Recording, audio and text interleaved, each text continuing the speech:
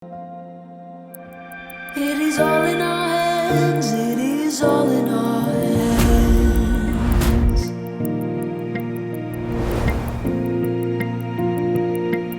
Rasulullah ingin menyatakan With everything bahwa dalam pernikahan ada pertanggungjawaban. Karena dengan separuh kesempurnaan bagian dari ibadah ini, maka bisa dipastikan bahwa selama Anda berdua berumah tangga mengikuti tuntunan agama, maka tali pernikahan ini sungguh merupakan bekal yang tiada tara untuk mencapai ridho Allah Subhanahu wa Ta'ala.